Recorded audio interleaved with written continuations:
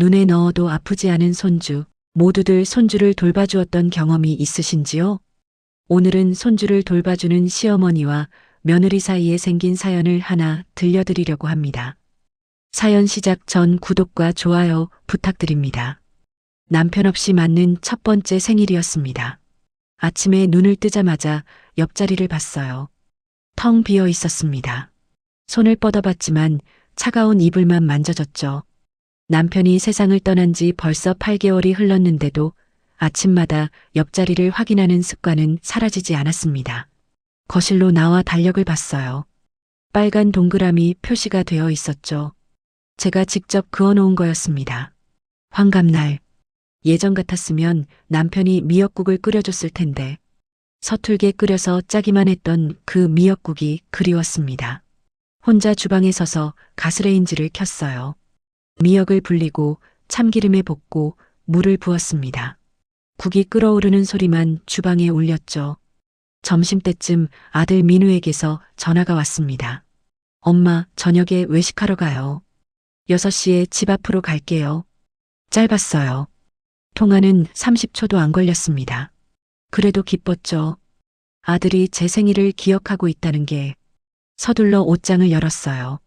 남편 장례식 때 입었던 검은색 정장밖에 없었습니다.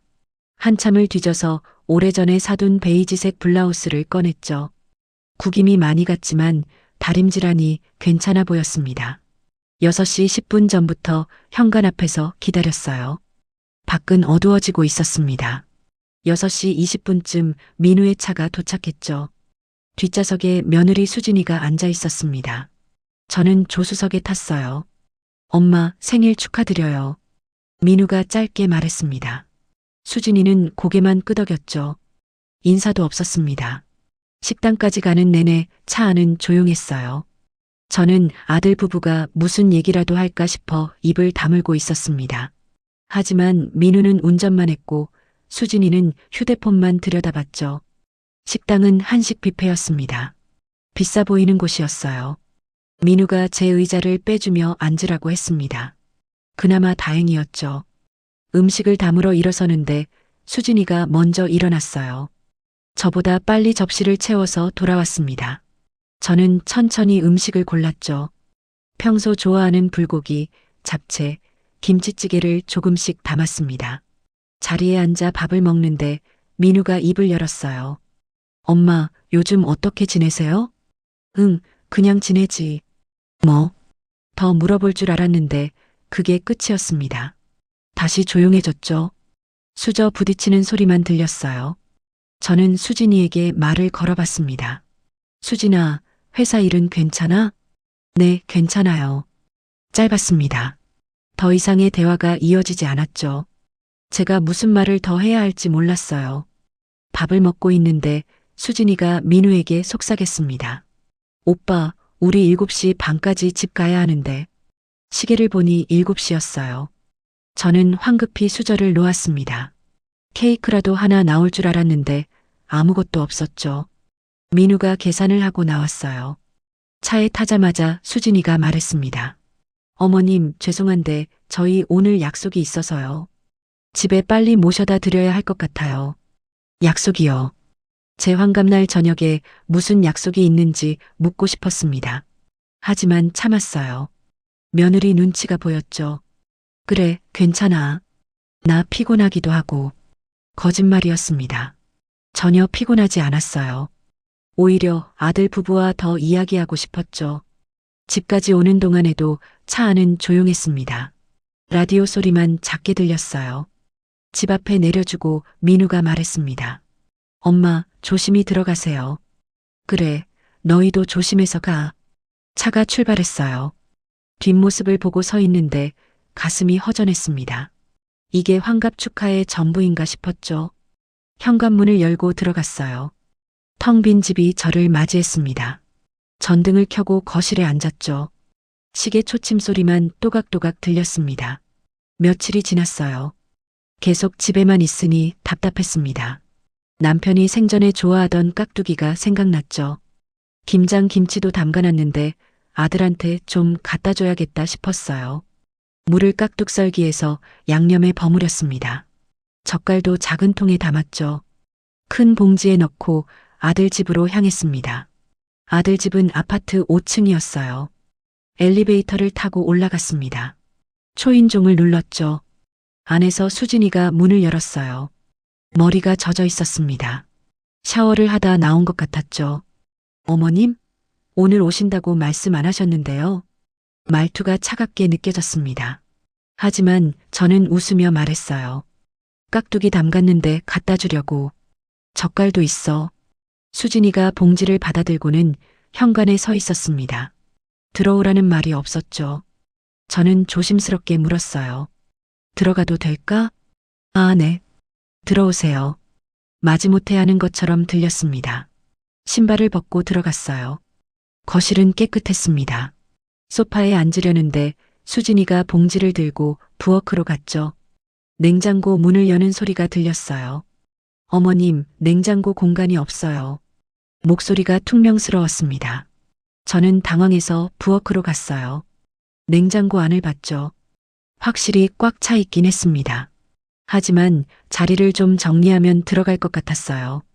이것 좀 옮기면 들어갈 것 같은데.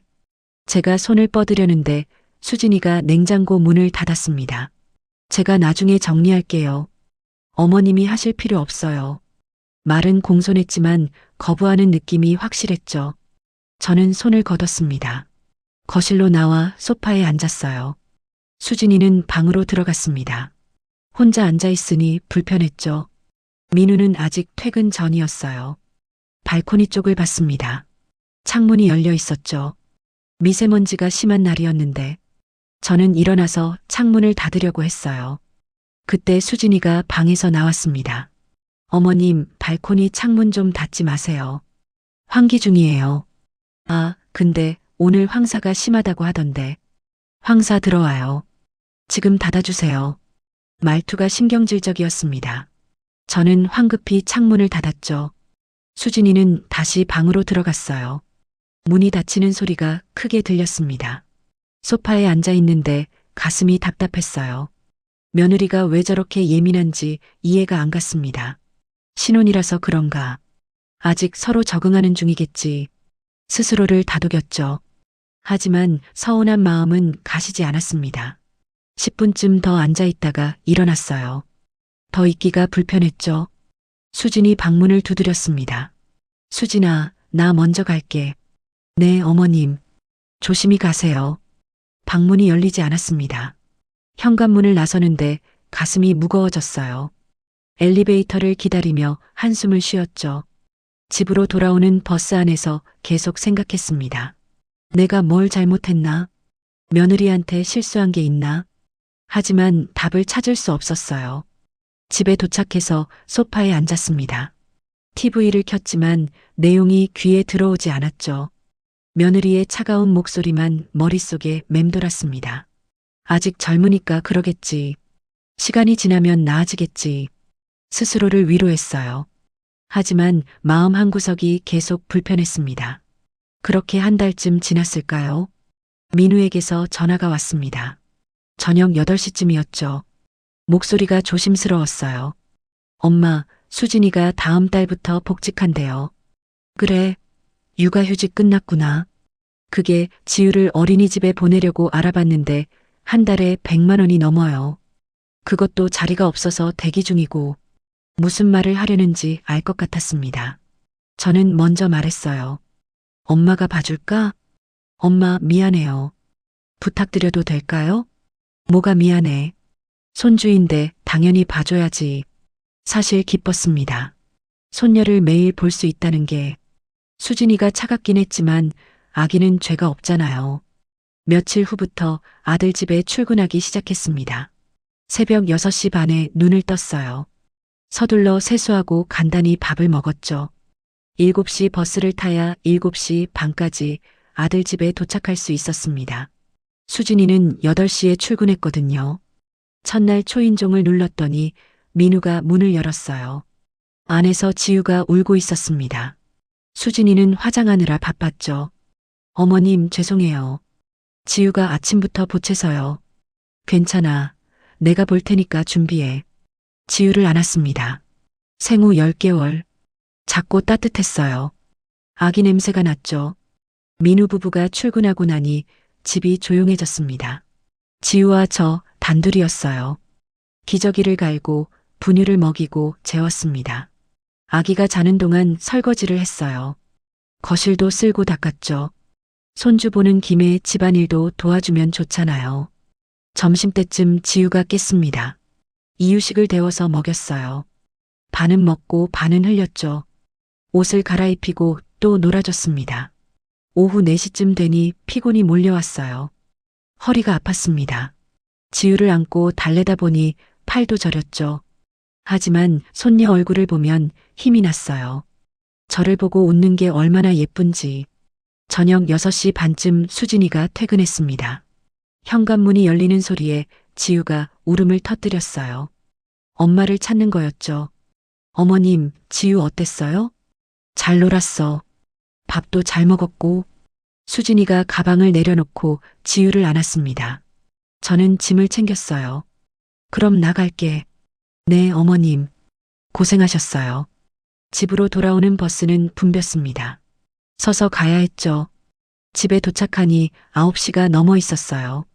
다리가 후들거렸습니다. 소파에 주저앉았죠. 이런 생활이 계속됐습니다. 매일 새벽 6시 반에 일어나서 밤 9시에 집에 돌아왔어요. 주말에는 쉬었지만 월요일이 되면 또 출근했죠. 한 달, 2달이 지났습니다. 어느 날이었어요. 지우가 이유식을 먹다가 갑자기 토했습니다. 제 옷에 다 묻었죠. 황급히 지우를 안고 화장실로 갔어요.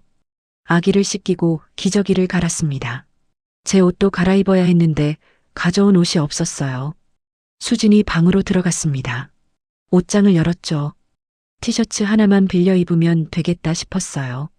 서랍을 열어보니 새 블라우스가 있었습니다. 하얀색이었죠.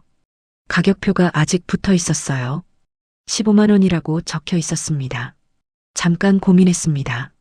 이걸 입어도 될까? 하지만 다른 옷은 다 정장이나 니트였어요. 조심히 입으면 되겠지. 가격표를 떼고 블라우스를 입었습니다. 사이즈가 딱 맞았어요. 지우를 안고 거실로 나왔습니다. 아기는 이제 괜찮은지 제품에서 잠들었죠. 소파에 앉아 지우를 재웠어요. 1시간쯤 지났을까? 현관문이 열렸습니다. 수진이가 일찍 들어왔어요. 어머님? 수진이의 시선이 제 옷에 멈췄습니다. 표정이 굳어졌죠. 어머님, 그거 제 옷인데요. 아, 지우가 토해서 어쩔 수 없이 빌려 입었어. 미안해. 그래도 왜 제 옷장을 마음대로 여세요?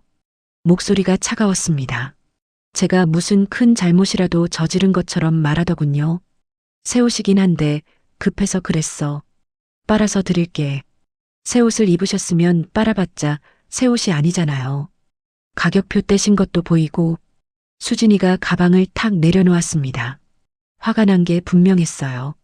경계가 없으시네요. 제 방, 제 옷장인데 허락도 없이 열어보시고. 가슴이 철렁했습니다. 경계가 없다니. 손주 봐주느라 어쩔 수 없었던 건데. 수진아, 미안해. 정말 급해서 그랬어. 됐어요. 이제 좀 조심해 주세요. 수진이가 방으로 들어가 버렸습니다. 문이 쾅 닫혔어요. 저는 소파에 앉아 멍하니 있었습니다. 지우는 제 품에서 곤히 자고 있었죠. 저녁을 먹고 집으로 돌아왔습니다. 버스 안에서 계속 생각했어요. 내가 정말 잘못한 걸까? 손주 봐주는데 옷 한 벌 빌려 입은 게 그렇게 큰 잘못인가? 다음 날도 똑같이 출근했습니다. 수진이는 아무 말도 안 했어요. 하지만 분위기가 이상했죠.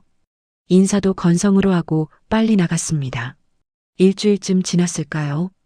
지우 이유식을 만들고 있는데 수진이가 퇴근해서 들어왔어요. 부엌을 보더니 인상을 찌푸렸습니다. 어머님, 이유식에 뭐 넣으세요? 당근하고 소고기, 단호박. 단호박이요? 제가 단호박은 아직 주지 말라고 했잖아요. 응? 그랬어? 미안해, 깜빡했네. 알레르기 검사도 안 했는데 함부로 주시면 안 돼요.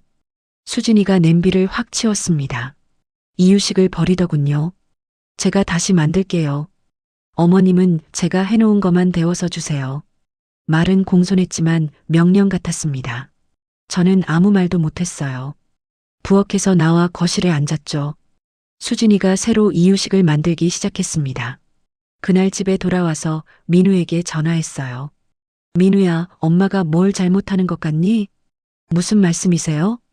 수진이가 자꾸 날 불편해하는 것 같아서. 아니에요, 엄마. 수진이가 그냥 예민한 거예요. 신경 쓰지 마세요. 그래도 옷 입은 것도 그렇고, 이유식도 그렇고, 엄마가 잘못한 거 아니에요. 제가 수진이한테 얘기할게요. 전화를 끊고 나니 마음이 더 무거워졌습니다. 아들이 며느리한테 말하면 더 삐걱거리지 않을까? 걱정이 됐어요. 다음 날도 그 다음 날도 아들 집에 갔습니다. 수진이는 여전히 차갑게 대했어요. 인사만 하고 빨리 나갔죠. 저는 지우를 돌보며 눈치를 봤습니다. 뭘 해도 잘못될 것 같았어요. 설거지를 하면 설거지는 제가 할게요라고 했고, 빨래를 개면 제가 개는 방식이 있어요라고 했습니다. 뭘 해도 마음에 안 드는 모양이었어요. 석 달이 지났습니다. 매일 같은 일상이 반복됐죠. 새벽에 일어나 아들 집에 가고 밤에 지쳐서 돌아왔어요. 허리는 더 아파졌고 무릎도 시큰거렸습니다. 하지만 참았어요. 손주가 예뻤고 아들 부부를 돕고 싶었으니까요. 그런데 수진이의 태도는 나아지지 않았습니다. 오히려 더 차갑게 느껴졌죠. 뭔가 잘못 돌아가고 있었어요. 하지만 어떻게 해야 할지 몰랐습니다. 그저 참고 견디는 수밖에 없었죠. 그렇게 넉 달쯤 지났을까요? 토요일 저녁이었습니다. 거실에 혼자 앉아 TV를 보고 있었어요. 주말 예능 프로그램이 나왔지만 웃음이 나오지 않았죠. 웃음소리만 시끄러웠습니다. 리모컨으로 채널을 돌렸어요. 드라마, 뉴스, 음악방송. 뭘 봐도 재미가 없었습니다. 시계를 봤어요. 8시 반. 주말인데도 할 일이 없었죠. 평일엔 아들 집에 가서 지우를 돌보느라 바빴는데 주말이 되면 텅 빈 시간만 남았습니다. 냉장고를 열어봤어요. 반찬이 몇 가지 있었지만 먹고 싶지 않았죠. 문득 지우 얼굴이 보고 싶어졌습니다. 금요일에 봤는데도 벌써 그리웠어요. 통통한 볼, 까르르 웃는 모습. 생각만 해도 가슴이 따뜻해졌죠. 저녁 9시쯤 민우에게 전화했습니다. 민우야, 내일 지우 얼굴 보러 가도 될까? 엄마, 내일은 저희 약속이 있어서요. 다음 주에 오세요. 아, 그래. 알았어. 전화를 끊고 소파에 앉았습니다. 약속? 아들 부부에게도 그들만의 시간이 있겠죠. 하지만 섭섭했어요. 주말 하루쯤 손주 보러 가는 게 그렇게 불편한가 싶었습니다. 일요일 아침에 눈을 떴어요. 6시였습니다. 평일 습관 때문에 일찍 깨버렸죠.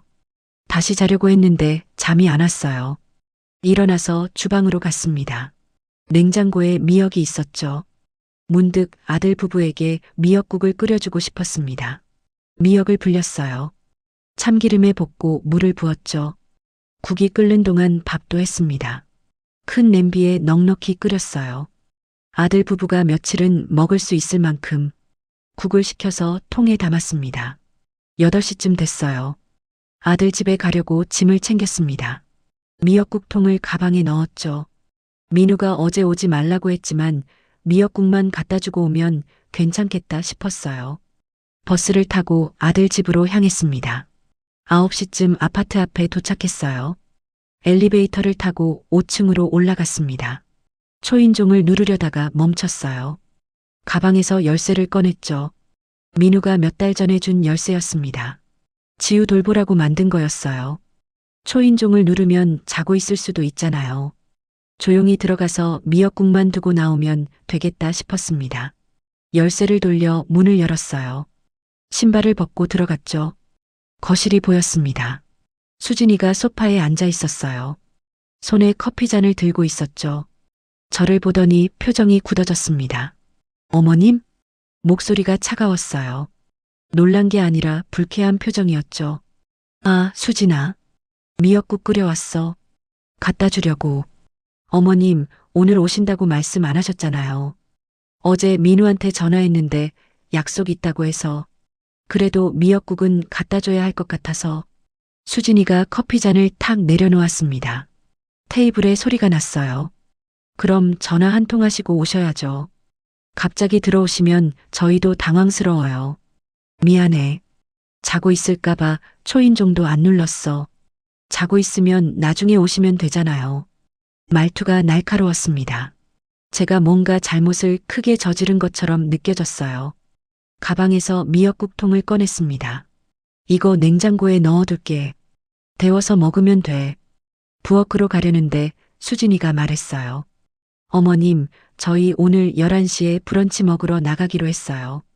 약속 있다고 어제 말씀드렸잖아요. 아, 그래. 그럼 미역국은 저녁에 먹으면 되지. 불러도 안 나오시면 어떡해요. 연락도 없이 오시고. 수진이의 목소리가 더 차가워졌습니다. 저는 당황스러웠어요. 미역국 하나 갖다 주는 게 그렇게 잘못인가 싶었죠. 그럼 내가 미역국만 놓고 갈게. 냉장고 문을 열었습니다. 안이 꽉 차 있었어요. 자리를 찾으려고 이것저것 옮기려는데 수진이가 다가왔습니다. 제가 할게요. 수진이가 미역국 통을 받아서 냉장고 아래쪽에 밀어 넣었어요. 억지로 공간을 만들어 쑤셔 넣는 느낌이었죠. 냉장고 문을 닫더니 수진이가 말했습니다. 어머님, 이제 가보세요. 저희 준비해야 해서요. 쫓아내는 것 같았어요. 가슴이 답답했습니다. 그래도 손주라도 보고 가고 싶었어요. 지우는 어디 있어? 얼굴만 보고 갈게. 지금 자고 있어요. 깨우면 안 돼요. 그냥 얼굴만 볼게. 조용히. 어머님, 아기 자는데 방 들어가시면 깰 수 있어요. 수진이가 단호하게 말했습니다. 제가 지우 방문 쪽으로 가려 하자 수진이가 앞을 막았어요. 더 이상 버티기가 힘들었습니다. 그래, 알았어. 나갈게. 신발을 신으며 속이 상했어요. 넉 달 넘게 매일 지우를 돌봤는데 주말에 얼굴 한번 보는 게 그렇게 어려운가. 현관문을 나서는데 수진이가 말했습니다. 어머님, 다음부턴 꼭 연락하고 오세요. 대답하지 않았어요. 대답하면 울음이 터질 것 같았죠. 문을 닫고 복도로 나왔습니다. 엘리베이터를 기다리며 눈물을 닦았어요. 버스 정류장에서 버스를 기다렸습니다. 일요일 아침이라 사람이 별로 없었어요. 버스에 올라 창밖을 봤죠. 가족들이 손잡고 걷는 모습이 보였습니다. 아이를 업은 아빠 옆에서 웃는 엄마. 저도 저렇게 민우를 키웠는데 집에 돌아와 소파에 앉았어요. 아침도 안 먹었는데 배가 고프지 않았습니다. 속만 쓰렸죠. TV를 켰지만 화면만 보였어요. 내용이 머리에 들어오지 않았습니다. 점심때가 됐습니다. 밥을 차려 먹었어요. 혼자 먹는 밥상. 반찬을 집어 입에 넣었지만 맛이 없었죠. 몇 숟가락 먹다가 그만뒀습니다. 오후 내내 멍하니 앉아 있었어요. 손주 봐주는 공도 몰라주는 것 같았습니다. 매일 새벽같이 일어나서 아들 집에 가고 밤늦게까지 지우를 돌보고 허리 아픈 것도 참고 무릎 아픈 것도 참았는데 저녁이 됐습니다. 민우에게 전화가 왔어요. 엄마, 오늘 왔다 가셨어요? 응. 수진이가 좀 언짢아 하던데. 미리 연락 좀 하고 오세요. 알았어. 엄마도 이해해 주세요. 수진이도 주말엔 쉬고 싶은 거예요. 쉬고 싶다. 그 말이 가슴에 박혔습니다. 저는 쉬고 싶지 않은데. 넉 달 동안 하루도 안 빠지고 지우를 봤는데 주말 하루 얼굴 보는 게 그렇게 불편한가. 그래, 알았어. 다음부턴 연락할게. 전화를 끊고 침대에 누웠어요. 천장을 바라봤습니다. 눈물이 흘러내렸죠. 닦지 않았어요. 그냥 흐르는 대로 뒀습니다. 월요일 아침이 됐어요. 6시 반에 일어났습니다. 씻고 밥을 먹고 아들 집으로 향했죠. 7시 반에 도착해서 초인종을 눌렀어요. 수진이가 문을 열었습니다. 어머님, 들어오세요. 인사만 하고 빨리 나갔습니다. 저는 지우를 안았어요. 얼굴을 보니 그제야 마음이 놓였죠. 주말 내내 보고 싶었는데. 하지만 가슴 한구석은 여전히 무거웠습니다.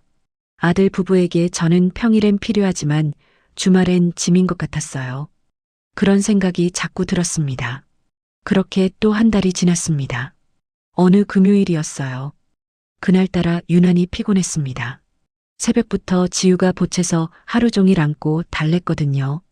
낮잠도 안 자고 계속 울었죠.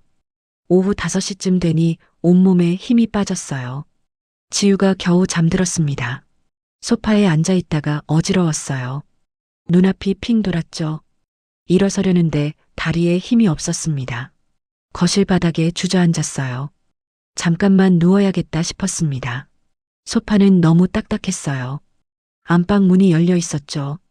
침대가 보였습니다. 조금만 쉬었다가 일어나면 되겠지. 안방으로 들어갔어요. 침대에 누웠습니다. 폭신했어요. 이불에서 수진이 향수 냄새가 났죠. 눈을 감았어요. 금방 잠이 들었습니다. 얼마나 잤을까요? 누군가 흔드는 느낌에 눈을 떴습니다. 수진이었어요. 저를 내려다보고 있었죠. 표정이 굳어 있었습니다. 어머님, 여기서 주무세요? 깜짝 놀라 벌떡 일어났어요. 시계를 봤습니다. 7시였죠. 수진이 퇴근 시간이었어요. 아, 미안해. 너무 피곤해서 잠깐 누웠는데. 제 침대인데요. 수진이의 목소리가 차가웠습니다. 저는 황급히 일어났어요. 침대 정리를 하려는데 뭔가 바닥에 떨어졌죠. 쨍그랑 소리가 났습니다. 바닥을 봤어요. 향수병이었습니다. 깨져 있었죠. 액체가 바닥에 쏟아져 있었어요. 제가 일어나면서 침대 옆 화장대를 건드린 모양이었습니다. 어머님, 수진이가 소리쳤어요. 바닥에 쪼그려 앉아 향수병 조각을 주었습니다. 이거 프랑스에서 산 건데 20만 원짜리예요. 미안해, 수진아. 내가 돈 드릴게. 돈 문제가 아니에요. 이제 안 파는 거라고요. 수진이의 목소리가 떨렸습니다. 화가 난 건지 울 것 같은 건지 모르겠었어요. 저도 당황스러웠죠. 휴지를 가져와 바닥을 닦았습니다. 수진아, 정말 미안해. 수진이는 대답하지 않았어요. 방에서 나가버렸습니다. 거실로 가는 발소리가 들렸죠. 저는 계속 바닥을 닦았습니다. 향수 냄새가 진동했어요. 다 치우고 거실로 나갔습니다. 수진이가 소파에 앉아 있었어요. 지우를 안고 있었죠. 저는 가방을 챙겼습니다. 수진아, 나갈게. 정말 미안해. 네. 짧게 대답했습니다. 더 이상 할 말이 없었어요. 현관문을 나서며 한숨을 쉬었죠. 집에 돌아와서 민우에게 전화했습니다. 향수 깬 이야기를 했어요. 엄마, 괜찮아요. 제가 수진이한테 얘기할게요. 돈은 내가 드릴게. 아니에요. 신경 쓰지 마세요. 전화를 끊고 침대에 누웠습니다. 죄책감이 들었어요. 안방에서 잔 것도 그렇고 향수를 깬 것도 그렇고 주말이 지나고 월요일이 됐습니다. 아들 집에 갔어요. 수진이가 문을 열어줬죠. 어색했습니다. 수진아, 금요일엔 정말 미안했어. 괜찮아요, 어머님. 말은 그렇게 했지만 표정은 차가웠어요. 수진이가 출근하고 저는 지우를 돌봤습니다. 그날 저녁에 민우가 먼저 퇴근했어요. 6시쯤 들어왔죠. 엄마, 잠깐 얘기할 게 있어요. 그래, 뭔데? 엄마가 너무 힘들어 보여서요. 제 공부방 있잖아요. 거기서 쉬세요. 공부방? 네, 작은 방이요. 거기 침대도 있고 엄마가 쉴 수 있게 비워놨어요.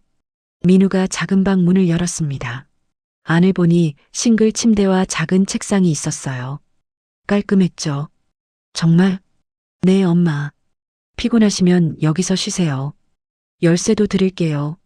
민우가 열쇠를 건넸습니다. 가슴이 뭉클했어요. 우리 아들이 저를 생각해 준 거죠. 고맙다, 민우야. 뭐려? 당연한 거예요. 그날부터 작은 방은 제 공간이 됐습니다. 지우를 재우고 나면 그 방에 들어가 쉬었어요. 문을 닫으니 편안했죠. 며느리 눈치 안 보고 누울 수 있었습니다. 일주일쯤 지났을까요? 옷가지를 몇 벌 가져왔습니다. 지우가 토하거나 해서 갈아입을 일이 생기잖아요. 서랍에 넣어뒀죠. 화장품도 몇 개 가져왔어요. 세수하고 로션 바를 수 있게. 한 달쯤 지났습니다. 작은 방에 제 물건이 하나둘 늘어났어요. 옷걸이도 가져다 걸었죠. 신발도 한 켤레 놔뒀습니다. 슬리퍼도 있으면 편할 것 같아서요. 어느 금요일 저녁이었습니다. 수진이가 연락했어요. 회식이 있어서 늦는다고 했죠. 10시쯤 올 거라고 했습니다. 그럼 엄마가 지우 재우고 있을게. 민우에게 말했어요. 지우를 씻기고 재웠습니다. 9시 반쯤 됐죠. 민우도 피곤한지 자기 방에 들어갔어요. 저는 작은 방에 들어갔습니다. 침대에 누웠어요. 편안했죠? 수진이 올 때까지 기다려야 하는데 눈을 감았습니다. 잠깐만 쉬려고 했어요. 그런데 잠이 들어버렸습니다. 다음 날 아침에 눈을 떴어요. 6시 반이었죠. 깜짝 놀라 일어났습니다. 밤새 여기서 잔 거예요. 거실로 나갔어요. 조용했습니다. 안방 문이 닫혀 있었죠. 민우 부부가 자고 있었어요. 지우도 아직 안 깼습니다. 그날 이후로 수진이가 늦는 날엔 그냥 작은 방에서 잤습니다. 집에 갔다 오는 게 번거로웠거든요. 민우도 괜찮다고 했어요. 엄마, 피곤하시면 그냥 주무세요. 한 달에 2~3번은 아들 집에서 잤습니다. 익숙해졌어요. 작은 방은 이제 완전히 제 방 같았죠. 옷장도 작은 걸로 하나 들여놨습니다. 민우가 사다 줬어요. 엄마, 옷 보관하기 편하시라고. 옷을 옷장에 넣어뒀습니다. 속옷도 몇 벌 있었어요. 화장품, 빗, 수건. 제가 필요한 건 다 있었죠. 어느 토요일이었습니다. 금요일 밤에 아들 집에서 자고 일어났어요. 토요일이니까 집에 가야겠다 싶었죠. 아침을 먹고 나서 짐을 쌌습니다. 그런데 지우가 보고 싶었어요. 방에서 나와 거실에 있었죠. 민우가 지우를 안고 있었습니다. 엄마, 점심 먹고 가세요. 그래도 되겠니? 당연하죠. 점심을 함께 먹었습니다. 수진이는 말이 없었어요. 저도 조심스러웠죠. 식사 후에 설거지를 했습니다. 오후가 됐어요. 지우를 안고 놀아줬습니다. 어느새 저녁이 됐죠. 민우가 저녁을 시켜 먹자고 했어요. 엄마, 치킨 시킬까요? 그래, 좋지. 치킨을 먹고 나니 8시가 넘었습니다. 이제 가야겠다 싶었어요. 그런데 밖에 비가 내렸죠. 엄마, 비 오는데 그냥 주무시고 가세요. 그래도 되겠니? 네, 괜찮아요. 그날도 작은 방에서 잤습니다. 일요일 아침에 일어났어요. 거실로 나가니 민우 부부가 있었죠. 엄마, 아침 드세요. 간단히 아침을 먹었습니다. 점심때쯤 집으로 갔어요. 이런 일이 반복됐습니다. 금요일에 자고 토요일도 있다가 일요일에 가는 날이 많아졌죠. 한 달에 1~2번이던 게 일주일에 1번이 됐습니다. 작은 방은 완전히 제 방이 됐어요. 제 물건으로 가득했죠. 아들 집이 편안했습니다. 마치 합가한 것 같았어요. 손주도 보고 아들 부부도 보고 외롭지 않았죠. 제 집은 주중에만 가는 곳이 됐습니다. 주말엔 아들 집에 있었어요. 여기가 진짜 제 집 같았죠. 수진이는 여전히 차갑게 대했지만 신경 쓰지 않았습니다. 민우가 괜찮다고 했으니까요. 행복했어요. 혼자가 아니었으니까. 가족과 함께 있었으니까. 이제 외롭지 않을 거라고 생각했습니다. 그러다 어느 토요일 오후였습니다. 금요일 밤에 아들 집에서 자고 일어났어요. 토요일 아침을 먹고 지우를 돌봤죠. 점심도 함께 먹었습니다. 오후가 되니 민우 부부가 외출 준비를 하더군요. 엄마, 저희 잠깐 나갔다 올게요. 그래, 다녀와. 지우는 내가 볼게. 민우 부부가 나가고 지우와 단둘이 남았습니다. 아기를 재우고 작은 방에 들어갔어요. 침대에 누워 휴대폰을 보고 있었죠. 편안했습니다. 오후 4시쯤 현관문 열리는 소리가 들렸어요. 민우 부부가 돌아온 모양이었습니다. 거실로 나가려다가 그냥 누워 있었죠. 조금 더 쉬다가 나가면 되니까. 그런데 밖에서 소리가 들렸습니다. 수진이 목소리였어요. 오빠, 어머님 또 안 가셨어? 응, 지우 봐주시는 것 같은데. 토요일인데요. 평일도 아니고. 목소리가 날카로웠습니다. 저는 가만히 누워서 들었어요. 그냥 좀 쉬시게 해. 피곤하셔. 오빠는 매일 이렇게 말하잖아요. 저는 언제 쉬어요? 우리도 나갔다 왔잖아. 2시간 나간 게 쉰 거예요? 집에 와도 어머님 계시면 불편해 죽겠어요. 가슴이 철렁했습니다. 불편하다니. 제가 그렇게 불편한 존재였나요? 수진아, 목소리 좀 낮춰. 엄마 들으시겠어. 들으면 어때요? 알아야죠. 더 이상 듣고 싶지 않았어요. 일어나 문을 열었습니다. 거실로 나갔죠. 민우 부부가 저를 봤어요. 수진이 얼굴이 붉어졌습니다. 화가 난 표정이었죠. 다녀왔니? 제가 먼저 말했습니다. 어색한 침묵이 흘렀어요. 수진이가 입을 열었죠. 어머님, 오늘 집에 안 가세요? 응, 저녁 먹고 갈까 했는데. 저녁까지요? 수진이의 목소리가 높아졌습니다. 민우가 말렸어요. 수진아, 오빠 나 더 이상 못 참겠어. 수진이가 저를 똑바로 쳐다봤습니다. 눈빛이 차갑더군요. 어머님, 솔직히 말씀드릴게요. 어머님 때문에 사생활이 없어요. 뭐? 평일엔 어쩔 수 없다 쳐도 주말까지 계시면 저희는 언제 쉬어요? 말문이 막혔습니다. 뭐라고 대꾸해야 할지 몰랐어요. 수진아, 내가 뭐 잘못했니? 잘못하신 게 아니에요. 그냥 불편해요. 항상 누가 있다는 게 나는 지우 봐주려고. 그건 감사해요. 근데 주말까지 필요 없어요. 수진이의 말이 칼처럼 날카로웠습니다. 가슴에 박혔죠. 저 작은 방에서 쉬는 거잖아. 너희한테 피해 안 주잖아. 어머님, 그 방이 어머님 방이에요? 응? 우리 방이에요. 우리 집이고요. 어머님 집이 아니라고요. 숨이 막혔습니다. 수진이가 계속 말했어요. 처음엔 쉬시라고 드린 거예요. 그런데 이제 완전히 사시잖아요. 옷장까지 들여놓고 민우가 사다 줬어. 오빠가 제 허락도 없이 그랬어요. 저는 반대했어요. 민우를 봤습니다. 민우는 고개를 숙이고 있었어요. 아무 말도 안 했죠. 민우야, 엄마 미안해요. 민우가 작게 말했습니다. 배신감이 들었어요. 아들이 저를 감쌌어야 하는 거 아닌가요? 수진아, 그래도 내가 지우를 얼마나 봐줬는데. 그건 정말 감사해요. 근데 그거랑 이거랑은 달라요. 뭐가 달라? 목소리가 떨렸습니다. 화가 났어요. 섭섭했고요. 어머님은 공짜로 봐주신다고 생각하시겠지만 저희한테는 대가가 있어요. 대가? 사생활이요. 자유요. 저희 부부만의 시간이요. 가슴이 무너지는 것 같았습니다. 공짜. 그 단어가 귀에 박혔어요. 공짜라니. 내가 돈 받고 손주를 봐? 그런 뜻이 아니에요. 그럼 뭔데? 공짜로 봐준다는 게 무슨 소리야? 어머님, 진정하세요. 진정하라고? 나한테 이게 무슨 소리야? 목소리가 커졌습니다. 지우가 울음을 터뜨렸어요. 민우가 황급히 아기를 안으러 갔죠. 수진이가 한숨을 쉬었습니다. 그리고 천천히 말했어요. 어머님, 앞으로는 평일 출퇴근만 해주세요. 주말엔 오지 마시고요. 그리고 작은 방 비워주세요. 뭐라고? 방 비워달라고요. 어머님, 물건 다 가져가세요. 머리가 하얘졌습니다. 믿을 수가 없었어요. 내가 6개월 넘게 매일같이 지우를 봤어. 새벽같이 일어나서 왔다 갔다 했고, 허리 아픈 것도 참고 무릎 아픈 것도 참았어. 그건 알아요. 알긴 뭘 알아. 이제 와서 짐짝 취급하잖아.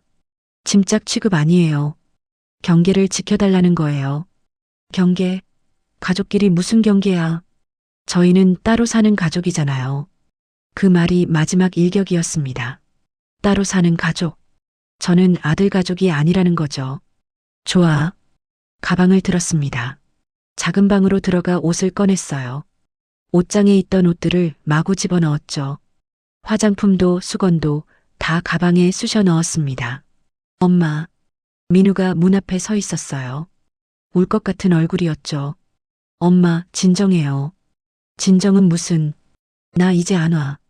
엄마, 그게 무슨 말이에요? 지우도 안 봐. 너희끼리 알아서 해. 엄마. 민우가 제 팔을 잡았습니다.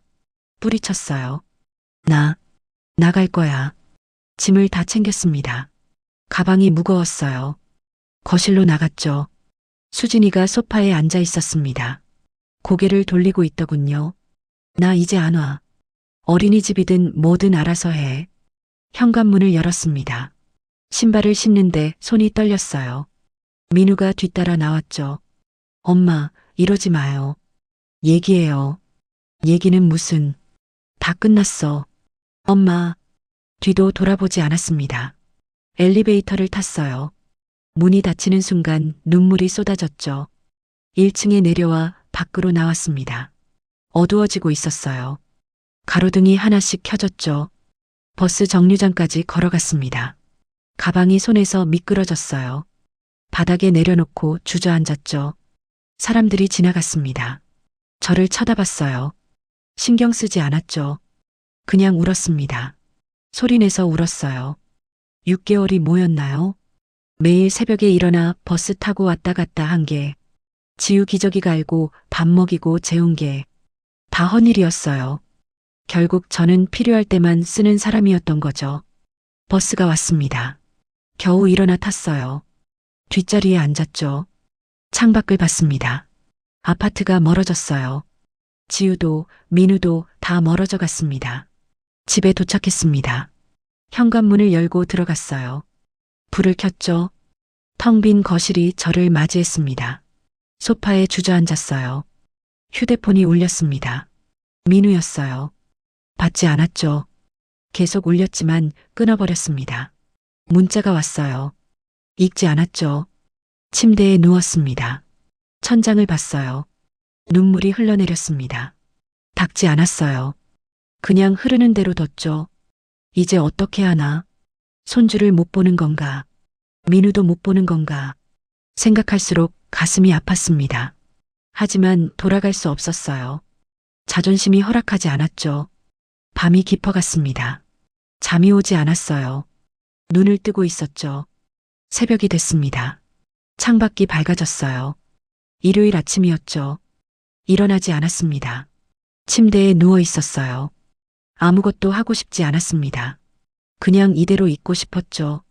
민우에게 전화가 또 왔습니다. 이번엔 받았어요. 엄마. 뭐? 엄마 미안해요. 미안하긴. 너희끼리 잘 살아. 전화를 끊었습니다. 다시 누웠어요. 눈물이 또 나왔습니다. 그치지 않았죠. 월요일 아침이 됐습니다. 눈을 떴어요. 시계를 봤죠. 6시 반. 몸이 저절로 일어나려고 했습니다. 평소 습관이었거든요. 하지만 일어나지 않았어요. 이제 아들 집에 갈 이유가 없었으니까요. 침대에 누워 천장을 봤습니다. 지우는 지금쯤 일어났을까요? 아침 분유는 누가 먹일까요? 생각만 해도 가슴이 아팠죠. 휴대폰이 울렸습니다. 민우였어요. 받지 않았습니다. 5번을 더 올렸지만 계속 무시했죠. 문자가 왔어요. 엄마, 전화 좀 받아요. 지우 어떻게 해요? 읽고 지웠습니다. 알아서 하라고 했잖아요. 나는 이제 모른다고. 화가 났습니다. 필요할 때만 찾으면서 6개월 넘게 공짜로 부려먹고는 이제 와서 어떻게 하냐니. 오전 10시쯤 또 전화가 왔어요. 이번엔 받았습니다. 뭐? 엄마, 제발. 지우 어떻게 해요? 어린이집 보내. 대기 중이라니까요. 자리 나려면 한 달은 걸린대요. 그럼 수진이가 쉬든지. 엄마, 수진이 복직한 지 얼마 안 됐어요. 쉴 수 없어요. 그건 나랑 상관없어. 알아서 해. 전화를 끊었습니다. 가슴이 두근거렸어요. 손이 떨렸죠. 하지만 참았습니다. 이번엔 제가 져서는 안 됐어요. 일주일이 지났습니다. 연락이 없었어요. 민우도 수진이도. 처음 사흘은 계속 전화가 왔었죠. 하지만 받지 않았고 그 이후로는 조용했습니다. 궁금했어요. 지우는 어떻게 하고 있을까? 누가 돌보고 있을까? 혹시 아프지는 않을까? 하지만 먼저 연락할 수 없었습니다. 그러면 지는 거잖아요. 아들 부부가 먼저 사과해야 했어요. 제가 얼마나 억울한지 알아야 했죠. 집에서 TV만 봤습니다. 아침 드라마, 점심 예능, 저녁 뉴스, 뭘 보는지도 모르겠더군요. 그냥 소리만 틀어놓고 멍하니 앉아 있었어요. 밥도 제대로 안 먹었습니다. 아침은 거르고 점심은 라면 하나, 저녁도 먹다 말다 했죠. 입맛이 없었어요. 휴대폰 사진첩을 열었습니다. 지우 사진이 가득했어요. 웃는 얼굴, 자는 얼굴, 우는 얼굴. 손가락으로 사진을 쓸어내렸죠. 눈물이 났습니다. 지우야. 혼자 중얼거렸어요. 대답은 없었습니다. 2주일이 지났습니다. 여전히 연락이 없었어요. 답답했습니다. 정말 이대로 끝인가 싶었죠. 손주를 영영 못 보는 건가. 밤에 잠이 안 왔습니다. 뒤척이다가 일어나 거실로 나갔어요. 소파에 앉아 창밖을 봤죠. 어두웠습니다. 가로등만 외롭게 서 있었어요. 아들한테 전화하고 싶었습니다. 손주 얼굴이 보고 싶다고, 미안하다고. 하지만 손가락이 움직이지 않았어요. 자존심이 허락하지 않았죠. 대신 울었습니다. 소리 없이 울었어요. 누가 들을까봐. 아무도 없는데도 그랬습니다. 3주가 지났습니다. 마트에 갔어요. 장을 봐야 했거든요. 냉장고가 텅 비어 있었으니까 카트를 밀고 다녔습니다. 뭘 사야 할지 몰랐어요. 혼자 먹을 건데 뭘 사나 싶었죠.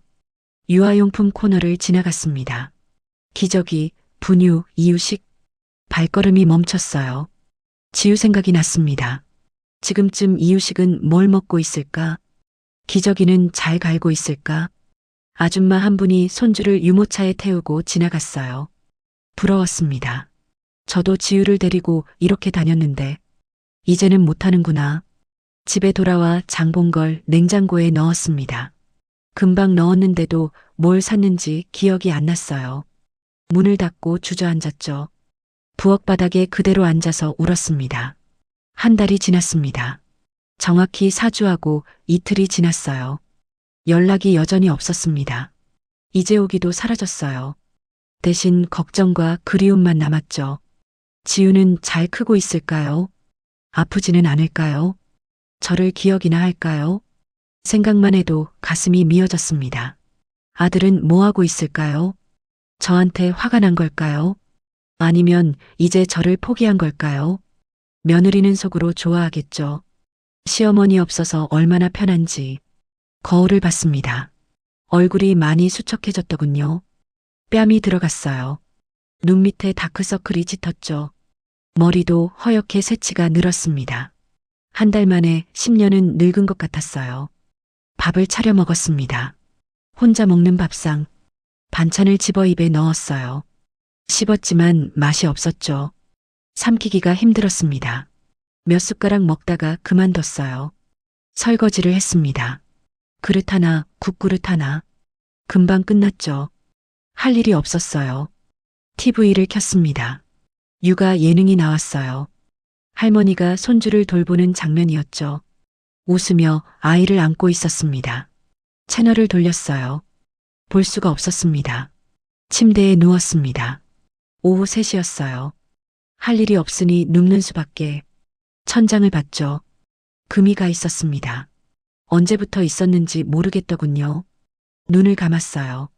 잠이 올 리 없었습니다. 그냥 감고 있었죠. 어둠 속에서 지우 얼굴이 떠올랐어요. 웃는 얼굴, 울던 얼굴, 다 보고 싶었습니다. 저녁이 됐습니다. 일어나지 않았어요. 배도 안 고팠고요. 그냥 누워 있었습니다. 창밖이 어두워졌죠. 가로등이 켜졌습니다. 휴대폰을 봤어요.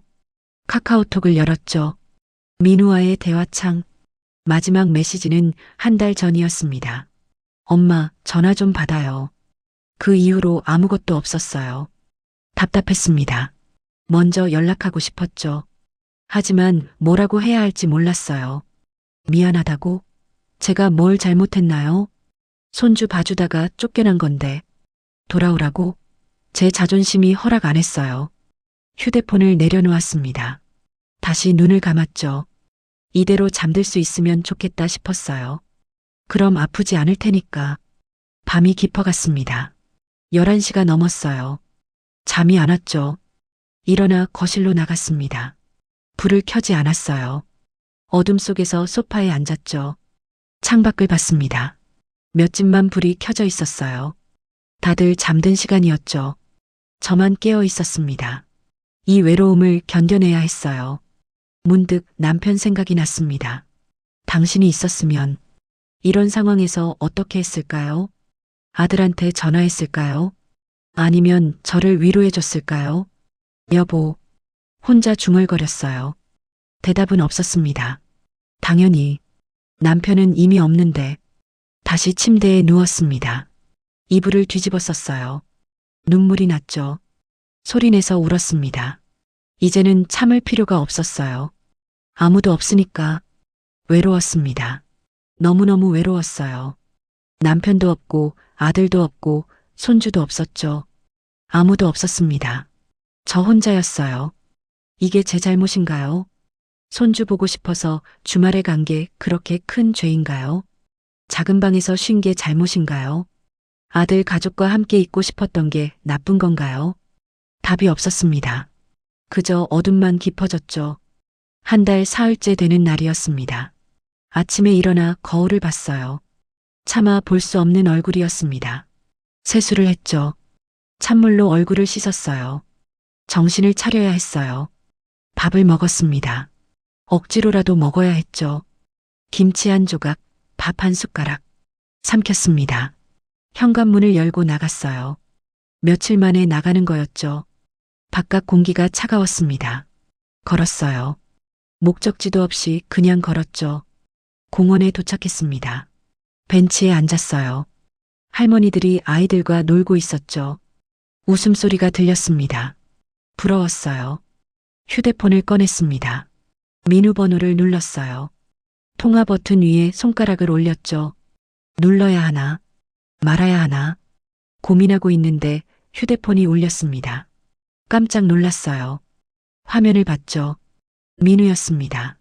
한 달 만에 걸려온 전화였어요. 손이 떨렸습니다. 받아야 하나? 어떻게 말해야 하나?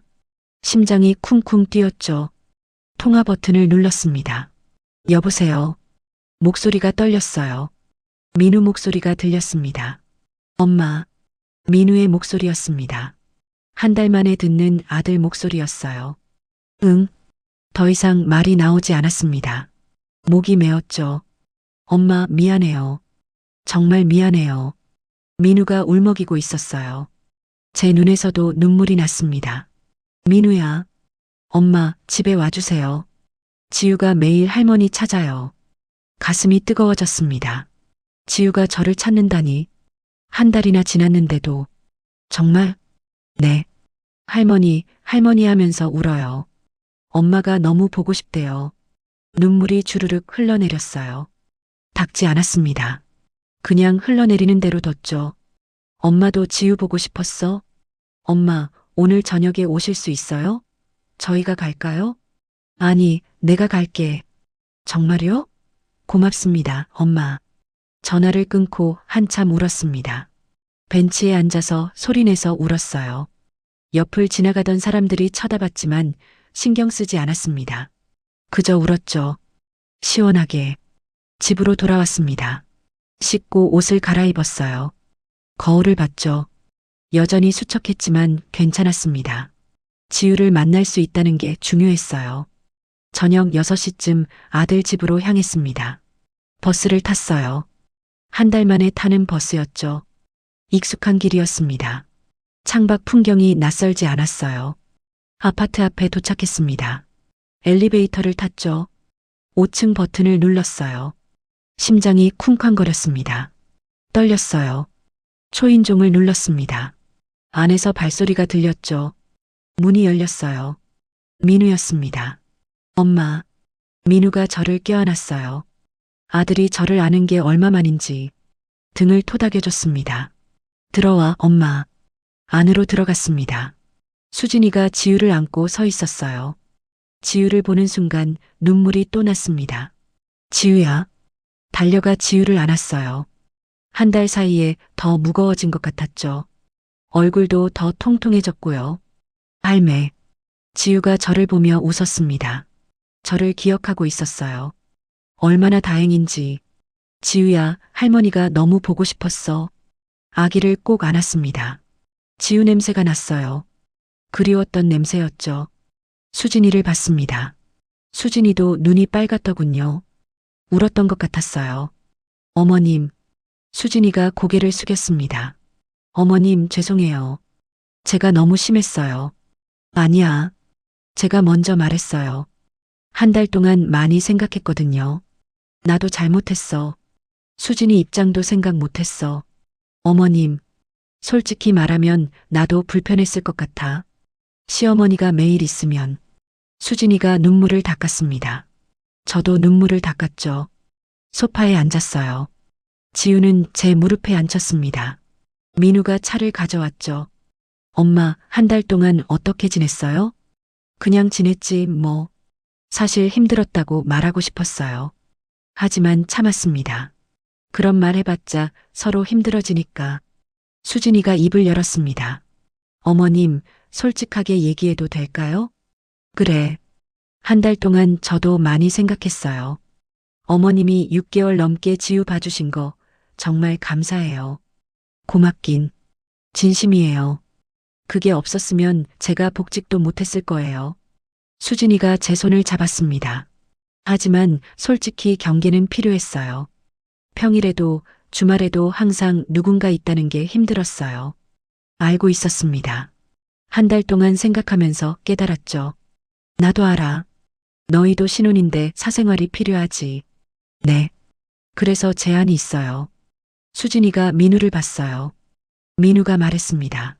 엄마, 앞으로는 주 4일만 와주시면 안 될까요? 월요일부터 목요일까지. 주 4일? 네. 금요일은 수진이가 재택근무로 바꿨어요. 그래서 금요일은 괜찮아요.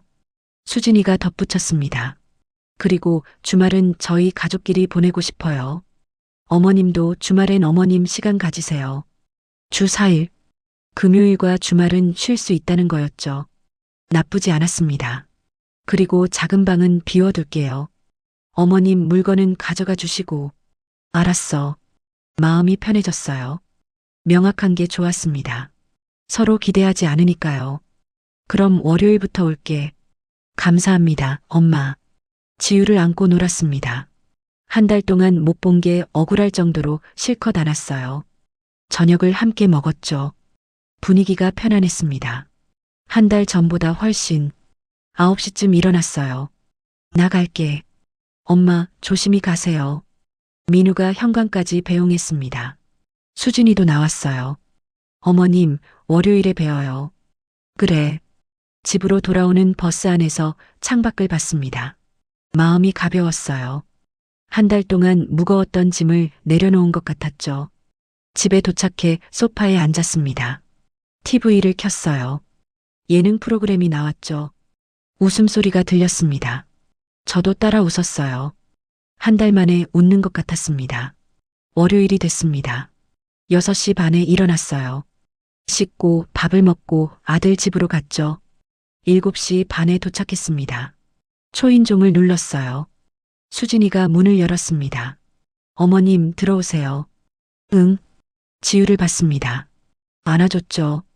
아침을 먹이고 놀아줬어요. 평소와 똑같았습니다. 하지만 마음이 달랐어요. 부담이 없었죠.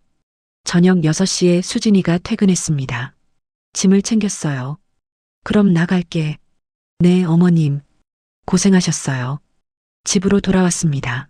저녁을 먹고 TV를 봤어요. 편안했습니다. 아들 집에서 잘 생각을 안 해도 되니까요. 목요일 저녁에도 집으로 돌아왔습니다. 금요일과 주말은 제 시간이었어요. 오랜만에 느끼는 자유였죠. 토요일 아침에 일어나 생각했습니다. 오늘 뭘 할까? 아들 집에 갈 필요가 없었어요. 마음대로 할 수 있었죠. 문화센터 전단지가 눈에 들어왔습니다. 며칠 전 우편함에서 가져온 거였어요. 펼쳐봤죠. 요가 수업, 서예 수업, 노래교실. 노래교실이 괜찮아 보였습니다. 월요일 오후 2시. 아들 집 가는 날이 아니니까 갈 수 있었어요. 전화해서 신청했습니다. 다음 주 월요일부터 시작이래요. 기대됐죠. 일요일 오후에 혼자 카페에 갔습니다. 커피 한 잔 시켜서 창가에 앉았어요. 사람들을 구경했죠. 엄마와 아이, 친구들, 연인들, 다들 행복해 보였습니다. 저도 행복했어요. 혼자였지만 외롭지 않았습니다. 제 시간이 있으니까요. 핸드폰을 꺼내 지우 사진을 봤어요. 웃었습니다. 보고 싶긴 했지만 괜찮았어요. 내일 모레면 볼 수 있으니까. 화면을 끄고 커피를 마셨습니다. 창밖을 봤죠. 해가 지고 있었어요. 노을이 예뻤습니다. 깨달았어요. 자식에게만 의존해서는 안 된다는 걸, 손주만 보면서 살 수는 없다는 걸, 저에게도 제 삶이 있다는 걸, 자식과의 거리, 그게 필요했습니다. 너무 가까우면 부딪히고 너무 멀면 외로워요. 적당한 거리, 그게 서로를 위한 길이었죠. 저는 이제 누군가의 어머니만이 아니었습니다. 누군가의 할머니만도 아니었어요. 박미숙이었죠. 65살의 박미숙. 앞으로 제 삶을 가꿔야 했습니다. 노래도 배우고 친구도 사귀고 하고 싶은 것 하면서 살아야 했어요. 물론 지우는 계속 볼 겁니다. 일주일에 나흘씩. 손주는 여전히 사랑스러우니까요. 하지만 그게 제 삶의 전부는 아니에요. 커피를 다 마셨습니다. 일어나 카페를 나왔어요. 집으로 걸어가면서 생각했죠. 이제 시작이구나. 새로운 시작. 제 인생의 새로운 챕터. 하늘을 올려다봤습니다. 별이 보이기 시작했어요. 반짝였죠. 저도 반짝이고 싶었습니다. 남은 인생을 제 방식대로, 제 속도로. 웃음이 났어요. 혼자 걸으면서 웃었습니다. 지나가던 사람들이 쳐다봤지만 상관없었어요. 집에 도착해 현관문을 열었습니다. 불을 켰죠. 더 이상 텅 비어 보이지 않았어요. 제가 채워나갈 공간이었으니까요. 소파에 앉아 노래 교실 안내문을 다시 봤습니다. 월요일이 기다려졌어요. 새로운 시작. 그렇게 저는 다시 살아가기 시작했습니다.